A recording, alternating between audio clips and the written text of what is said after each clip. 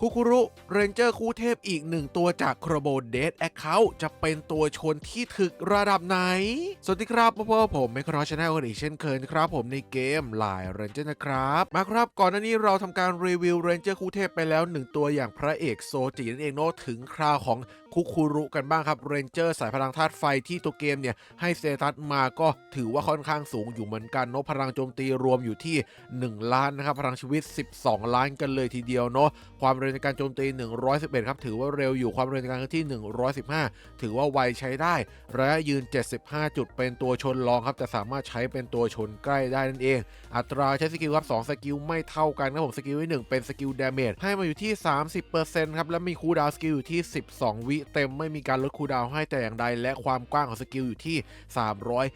320จุดนั่นเองเนาะส่วนสกิลที่2ครับเป็นสกิลบัฟให้มาอยู่ที่ 40% ครับเท่ากับว่าเน้นไปที่การบัฟกันเป็นหลักนั่นเองเนาะและมีคูลดาวน์อยู่ที่9วินาทีเต็มไม่มีการลดคูลดาวน์ให้แต่อย่างใดครับและก็ความกว้างอยู่ที่360จุดนั่นเองเนาะหลบสกิลไม่ให้มาเลยครับตามปกติของสายพลัง 0% แม่นยำสกิลติดตัวอยู่แล้ว 20% ในร่างไฮเปอร์และต้านสกิลติดตัวอยู่แล้ว 30% สำหรับสายพลังเนาะคูลดาวน์เรนเจอร์ในร่างไฮเปอร์แม็กอยู่ที่ 6.5 วิและแร่ธาตุเรนเจอร์1,390ครับผมถือว่าแร่น้อยเป็นมิตรกับผู้เล่นอย่างมากนั่นเองเนาะในโคราโบรอบนี้และสกิลของเขาครับสกิลที่1ครับผมทำดาเมจ40เท่าพร้อมกับทะลุอมตะแล้วก็ยกเลิกบัฟศัตรูไปในตัวนั่นเองโดยบัฟหลักๆก็คือพวกบัฟเกราะเลือดบัฟหลบสกิลบัฟต้านสกิลบัฟใช้สกิลบัฟแม่นสกิลอะไรพวกนี้นั่นเองนะครับผมส่วนสกิลที่2ครับเป็นสกิลบัฟนั่นเองเนาะดื่มชาญี่ปุ่นนะครับบัฟเกราะเลือด5เท่าบัฟอมตะอีก5วิแล้วก็บัฟหลบสกิลอีก 50% นั่นเองเนาะและความสามารถบังคับของผมรอบนี้เป็นบัฟเพิ่มพลังชีวิตนะครับผมส่วนความสามารถไฮเปอร์เขาก็เป็นโคนเพื่อน plus นะครับและก็ความสามารถ9ดาวมีเลือก3อย่างเป็นฟรีชีพ2กันหยุด5วิแล้วก็การลำน้ำนั่นเองแล้วที่ดีที่สุดก็คงเป็นการหยุดเวลา5วิเช่นเคยส่วนระบบพรสวรรค์ของเจ้าคุคูรุสำหรับพรสวรรค์หลักครั้งที่1ตัวเกมให้มาว่าระหว่างการต่อสู้ครับมีโอกาสเล็กน้อยเท่านั้นนะครับที่จะเกิดผลลัพธ์ดังต่อไปนี้เมื่อรับการโจมตีด้วยสกิลจากศัตรูที่เป็นธาตุมืดนั่นเองเนาะถ้ายกตัวอย่างก็เป็นพวกบอลมืดถ้าเป็นกับป่าเนี่ยปล่อยเต่าใช้สกิลมาอันนี้ก็นับด้วยนะครับแต่ว่าถ้าเป็นเครื่องแตงกวาดาเมจทางคริตีปกติเนี่ยจะไม่นับเอฟเฟกต์ด้วยนั่นเองนะครับผมซึ่งมันจะเพิ่มพลังชีวิตหรือเกราะเลือดถึง5เท่าเป็นระยะเวลา5วินาทีแล้วก็เพิ่มความเร็วในการเคลื่อนที่อีก3เท่าเป็นระยะเวลา5วินาทีเนาะพอสวรรค์หลักเนี่ยคล้ายๆกับเจ้าเดนจิเลยนั่นเองนะครับแต่ว่าการใช้งานค่อนข้างยากมากกว่าแล้วก็โอกาสในการติดค่อนข้างที่จะน้อยนั่นเองครับต่ำกว่า 50% ส่วนพอสวรรค์หลักขั้นอื่นๆนะครับไม่ว่าจะเป็นขั้นที่2ขั้นที่3และขั้นที่4ก็ตามปกติของสายพลังเลยนั่นเองเนาะไม่ว่าจะเป็นการเพิ่มต้านสกิลอีก 20% เพิ่มตีกายอีก3เท่าแล้วก็เพิ่มพลังชีวิตอีก4เท่านั่นเองนะครับและเกมที่เราใส่ให้จัดหนักจัดเต็มแน่นอนครับชิ้นที่1ธนูคริสต์มาสศักดิ์สิทธิ์ครับพลังชีวิตสกิลโจมตีแน่นอนลดคูลดาวน์ออปชั่น4เลือกพลังชีวิตเพิ่มเติมหรือจะเป็นลดคูลดาวน์ก็ได้นั่นเองนะครับช่องกลางครับผมพลังชีวิตหลบสกิลลดแร่ออปชั่น4เลือกต้านสกิลและปิดท้ายด้วยประดับของต้นคริสต์มาสครับหลบสกิลต้านสกิลลดแร่ออปชั่น4เลือกลดแร่นั่นเองแล้วทำให้สเตตัสณตอนนี้ของเจ้าคุคุรุของเราเป็นหลบสกิล100ต้านสกิล100แล้วก็ลดคูลดาวน์1จุดเท่านั้นนะครับเพราะว่าธนูเราไม่ได้อัปเกรดเนาะแล้วก็แร่ธาตุครับลดไป3จุดเต็มๆเลยนั่นเองทั้งแล้วครับไม่รอช้าไปลองเทสในสเตจหลักกันเลยดีกว่าว่าจะใช้งานเป็นอย่างไรกันบ้างนั่นเองครับสำหรับความถึงของเจ้าคุคุรุครับกับด่านเจ้าประจำ396เอามาตีบอลนกนิดนึงนะครับว่าบอลนกจะตีนานขนาดไหนกันเชียวครับผมและในโคราโบรอบนี้ขึ้นชื่ออยู่แล้วนะครับว่าแฝงหลบนะครับผมดังนั้นแล้วคุคุรุน่าจะยืนกันเป็นวันอยู่เหมือนกันปล่อยออกมาเลยละกันนะครับผมโอ้โหบัฟค่อนข้างไวอยู่เหมือนกันนะผมติดหัวนะแล้วก็จากนั้นวิ่งเข้าตำแหน่งครับผมออกสกิลค้อนทันทีครับผมแต่ว่าสกิลค่อนข้างเบานะเพราะเราไม่ได้ใส่พลังโจมตีเพิ่มเติมเนาะส่วนเรื่องแฝงหลบสกิลเนี่ยน่าจะมีเยอะอยู่แล้วนะครับมาลองรับชมกันอีก1ครั้งนะครับผมมาคุคุรุเดินมาเข้าตำแหน่งนะครับแล้วก็ออกสกิลไม่ออกไม่เป็นไรนะผมให้บอสนกกระทืบกันนิดนึงนี่พลาดรัวๆครับ2-3ทีแล้วเนาะเมื่อกี้นี้พวกลูกน้องตีก็ขึ้นพลาดเหมือนกันนะครับผมแล้วก็รับดาเมจได้ปกติค่อนข้างที่จะดีเลยนะครับเพราะว่าพลังชีวิตให้มาค่อนข้างที่จะสูงเลยเนาะโอ้ขนาดตีดาเมจไม่มีนะเนี่ยลูกน้องยังแตกเลยนะครับผมพวกด่านบอลนกนี่ลูกน้องอ่อนแอมากเลยนะเนี่ยโอ้โหเอาเรื่องจัด นะแล้วบอลนกยังฟาดกันแบบรัวๆก็ยังยืนทั้งวันอยู่ครับขนาดยืนเพียงแค่ตัวเดียวเท่านั้นเนาะแล้วก็ไม่ได้รับบัฟเกาะเลือดตลอดเวลาด้วยครับนานๆทีเนาะฮิวตัวเองก็ไม่มีด้วยนะครับถือว่าถึกพอสมควรเลยถัดมาครับผมด่าน408มาเทสความแม่นยำสกิลในตัวมันกันหน่อยดีกว่านะครับปล่อยมาเลยครับผมคุคุโระบัฟติดหัวก็เร็วใช้ได้อยู่แต่ไม่ได้เร็วมากนะครับแล้วก็เข้าตำแหน่งออกสกิลขวานทันทีเลยไม่ใช่ขวานค้อนต่างหากนะก็โดนไปหลายตัวอยู่เหมือนกันนะความแม่นยำก็รับได้ครับผมถือว่าแม่นประมาณนึงอยู่เหมือนกันและมาปิดท้ายที่ด่าน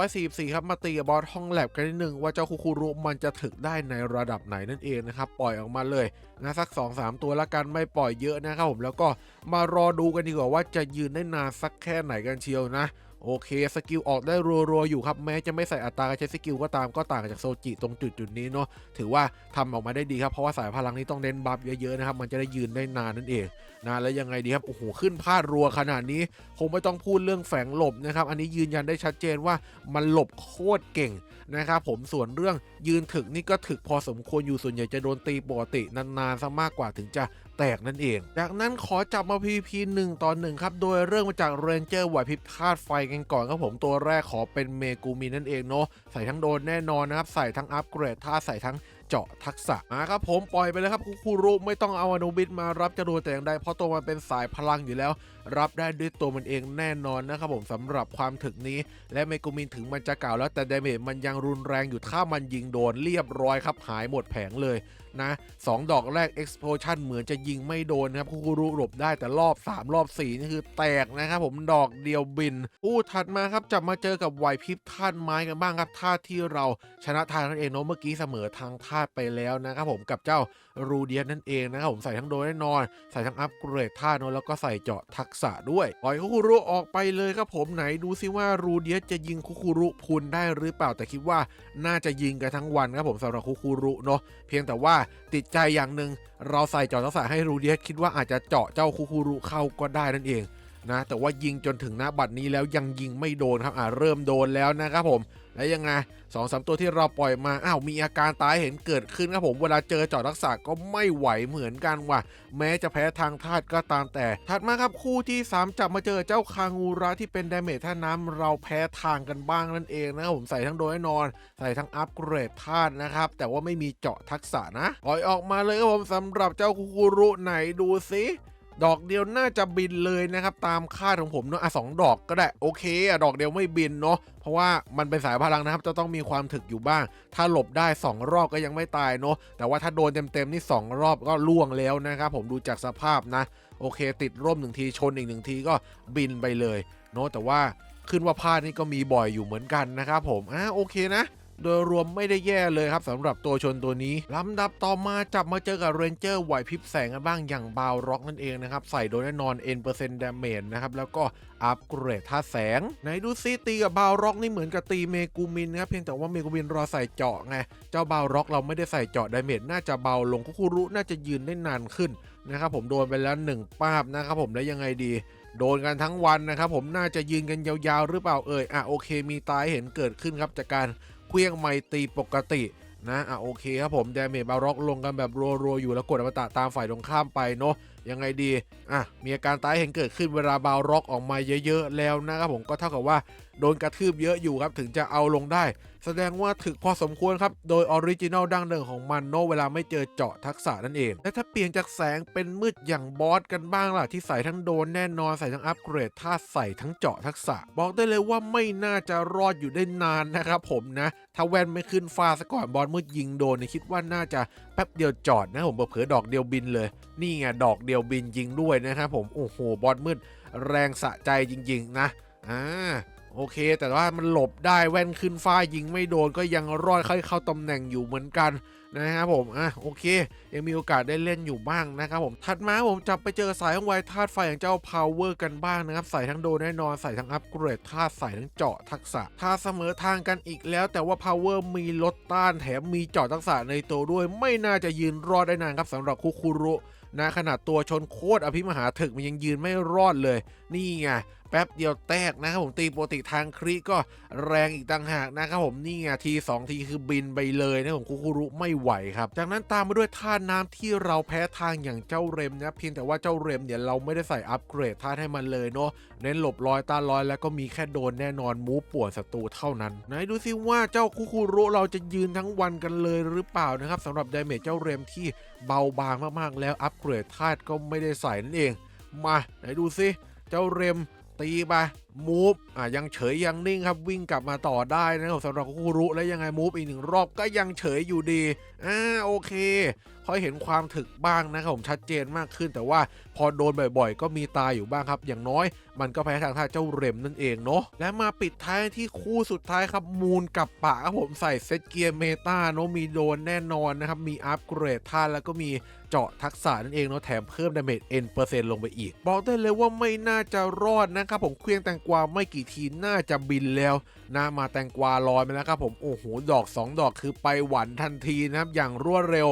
โอ้โหแตกรัวๆไม่ต้องเล่นนะผมจังหวะนี้คุรุเรียบร้อยจากนั้นลองจับมา PVP เป็นทีมกันบ้างดีกว่าครับในลีกระดับมาสเตอร์3ช่วงต้นสัปดาห์กำลังจะมาสเตอร์2แล้วด้วยนั่นเองครับผมทีมแรกที่เราเจอโอ้โห9 ดาวแม็กทั้งทีมเซตเมตาทั้งนั้นนะครับผมและคุรุเราลงไปแทนที่เจ้าเรมนั่นเองนะผมหน้าตาทีมของเราออกมาประมาณนี้นะครับผมมาลองดูกันว่าจะไหวหรือเปล่านั่นเองเนาะอย่างว่าแหละมันเป็นเพียงแค่ไฮเปอร์แม็กนะครับไม่น่าจะยืนถึกทนได้เท่ากับพวกยอนั่นเองนะครับถ้าปั้น9 ดาวแม็กอาจจะพอสู้ไหวได้บ้างแต่ผมมองว่าก็ไม่ได้ถึกเวอร์ขนาดนั้นนะครับสำหรับเจ้าคุรุนั่นเองนะครับผมและก็ไม่ได้มีคอมโบอะไรพิเศษด้วยเพียงแค่โคนเพื่อนพัสเท่านั้นอาจจะไม่ค่อยคุ้มสถานการณ์ใช้งานสักเท่าไหร่นะครับผมและยังไงดีคุรุวิ่งมาแล้วโดนกระปาดคริหายนะครับผมขนาดยอมยังยืนไม่ค่อยจะอยู่เลยถ้าเป็นตัวของคุรุจะไปรอดได้อย่างไรจริงไหมครับผมเรียบร้อยผมกระเด็นรัวๆนี่อควาไฮเปอร์แม็กไม่ใช่9 ดาวแม็กยังมีรอดนะครับรุนแรงจริงๆสำหรับดาเมจกับปะนะโอ้วิ่งมาแล้วครับผมวิ่งเร็วอยู่ใช้ได้กินตำแหน่งได้ดีนะแช่แข็งไปเลยละกันนะครับแต่ว่าภาพรวมทีมนี่ทำให้เราชนะมาได้นั่นเองนะคิดว่าอย่างนั้นนะหวังว่าจะไม่โดนสวนกลับมาหน้าป้อมแบบนี้นะครับผมและยังไงดีแอบเสียวๆนะเสียวๆจังหวะนี้ปิดไม่ได้ปิดไม่ลงแล้วยังไงป้อมสกิดแล้วโอเคเริ่มดูดีเริ่มมีภาษีจะชนะบ้างนะครับยังไงดีดาเมจเราค่อนข้างน้อยนะครับผมโอเคเรียบร้อยชนะได้อยู่อีกสัก1 ตาละกันครับผมโอ้โหตานี้ก็ไม่เบาเลยครับแล้วก็มีตัวใหม่9 ดาว170แล้วด้วยนะครับเอามาลองตีดูครับเจ้า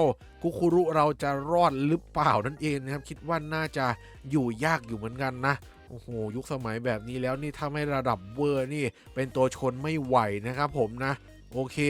มาไฮเปอร์แม็กก็สู้ตายเหมือนกันเว้ยคุรุวิ่งมาบัฟไม่ได้บัฟกับผมโดนสวนแตกยับเลยโอ้โหไม่ได้เล่นนะผมคุรุเราเอาแล้วต้องเพื่อนร่วมทีมค่อนข้างที่จะเยอะอยู่เหมือนกันนะครับผมเพราะว่ามันไม่ได้ถึงระดับเวอร์ท่านเองนะครับอยู่ในระดับที่สูงมากแต่ยังไม่ถึงระดับพวกยอโนอันนั้นมันเวอร์เกินไปความถึกมันนะครับโอ้โหถ้าไม่ถึงระดับนั้นนี่คิดว่าน่าจะใช้ในยุคสมัยปัจจุบันนี่ไม่ไหวผมในลีกระดับสูงนะแต่ถ้าลีกไม่สูงมากเนี่ยผมว่ามันยังเป็นตัวชนที่ดีตัวหนึ่งเลยนะครับผมแต่ว่าณตอนนี้เนี่ยเหมือนจะสู้ไม่ได้ครับผมนะโอ้โหคุรุเราเรียบนะครับผมแต่ว่ายังพอยืนรอดได้บ้างบางจังหวะนะครับผมแล้วยังไงดีโอ้โหไม่ได้เล่นครับผมนะโดนโซจิสวนมาแตกรับเลยวะเนี่ยนะครับโซจิฝ่ายตรงข้ามเป็นยังไงได้ออกสกิลบ้างไหมโอ้โหยับครับผมตานี้ไม่ไหวครับผมดาเมจทีมเราเหมือนจะน้อยไปนิดนึงนะเกมบุกนี่เล่นเหมือนเกมรับไม่ค่อยได้นะครับต้องเพิ่มดาเมจบ้างกว่านี้หน่อยไม่งั้นปิดดาเมจไม่ลงนะแต่ว่ายังยื้ออยู่หน้าบ้านกันได้เว้ยเฮ้ยแอบยื้อแอบมีลุ้นทีมเราป่วนเยอะไงแอบได้ลุ้นอยู่อาจได้ลุ้นแช่แข็งไปนิดนึงยังไงดีป่วนเยอะครับหยุด5 วิก็มีโน้ตลำนำก็มีนะครับแล้วก็มีทางด้านของพวกสตาร์ทปั่นป่วนกระเด็นด้วยนะครับโอเคโอ้เมตายืนไกลเหมือนจะพลิกกลับมาได้อยู่นะครับผมแล้วก็คุรุก็ยังมีรอดอยู่บ้างนะแต่ว่าส่วนใหญ่จะตายแล้วนะครับผมขนาดเจ้ายอยยังเหลือไม่กี่ตัวเลยคุรุจะรอดได้ยังไงจริงไหมทุกคนแต่ว่าสู้สุดใจครับสู้สุดใจคุรุยังวิ่งมาเติมอยู่เรื่อยๆนะครับจังหวะนี้แล้ว แล้วยังไงติดเดนจิอยู่เดนจิเอาไม่ลงครับผมแล้วโอเคครับผมตัวอื่นลำนำป้อมแตกไปได้ก่อนครับบทสรุปการใช้งานเจ้าคุคุรุครับเรนเจอร์สายพลังธาตุไฟตัวนี้ต้องบอกเลยว่าสกิลเดเมจที่1นี้อย่าไปหวังอะไรมันเยอะนะครับผมเพราะว่าดาเมจสายพลังมันเบาอยู่แล้วนั่นเองเนาะเรามาสนใจสกิลที่2กันดีกว่าเป็นสกิลบัฟที่ดีสำหรับสายพลังเลยเพียงแต่ว่าอาจจะยังน้อยไปหน่อยเนาะไม่มีบัฟฮิลเลือดหรือว่าบัฟวิ่งไวเพิ่มเติมเนี่ยทำให้มีแค่บัฟก่อนเลือดอาจจะไม่เพียงพอต่อสายพลังในยุคปัจจุบันนั่นเองนะครับในนี้มีโครนเพื่อน plus ครับสามารถเรียกเพื่อนร่วมทีมออกมาปั่นป่วนหรือว่าทำดาเมจเพิ่มเติมใส่ศัตรูได้นั่นเองนะครับผมนอกเหนือจากนี้เจ้าคุคุรุก็ไม่ได้มีอะไรพิเศษนะผมเป็นตัวชนที่ถึกประมาณนึงแหละแต่ว่าไม่ได้ถึกเวอร์ถึงขั้นระดับยอนั่นเองนะครับผมแล้วก็ไม่ได้มีอะไรหวือหวาพิเศษกว่าตัวชนตัวอื่นๆแต่อย่างใดนั่นเองครับผมไม่ได้มีเอกลักษณ์ในตัวเป็นพิเศษเนาะพรสวรรค์นี่ก็ไม่จำเป็นต้องปลดก็ได้นะครับเพราะว่าไม่ได้มีประโยชน์อะไรเป็นพิเศษขนาดนั้นโอกาสในการติดก็น้อยด้วยนะครับผมเลยไม่จำเป็นต้องปลดก็ได้นั่นเองซึ่งถามว่าจะต้องเปิดตามล่าหาไหมสำหรับเรนเจอร์ตัวนี้มันเหมาะกับคนที่ยังไม่ค่อยมีตัวละครจะเล่นเป็น ID ใหม่ๆหรือว่า ID ที่เพิ่งกลับมาเล่นเนาะไม่มีตัวละครยุคใหม่เลยมันก็พอตอบโจทย์เอามาใช้งานได้อยู่นั่นเองครับผมสามารถปั้นไฮเปอร์แม็กมาใช้ชั่วคราวไปก่อนก็ได้จนกว่าจะมีตัวชนระดับเวอร์มาทดแทนนั่นเองนะครับผมระดับยอเนี่ยถึงจะไหวในยุคสมัยนี้เท่านั้นถ้าตัวชนขั้นสูงเฉยๆแบบนี้เนี่ยอาจจะยังไม่เพียงพอต่อความต้องการของผู้เล่นนั่นเองนะครับที่เหลือขึ้นอยู่กับความชอบของแต่ละบุคคลแล้วครับว่าอยากได้มาสะสมมากน้อยแค่ไหนนั่นเองเนาะแต่ว่าถ้าไม่ใช่ PVP เป็นโหมดอื่นๆเนี่ยน่าจะใช้ได้ดีพอสมควรเลยนั่นเองและก่อนจะลาไปอย่าลืมกดไลค์กด subscribe กดกระดิ่งแจ้งเตือนเป็นกำลังใจให้ช่องแมคโครน้อยกันด้วยนั่นเองนะครับสำหรับวันนี้ก็ประมาณนี้ครับผมลาไปก่อนนะครับสวัสดีครับบ๊ายบาย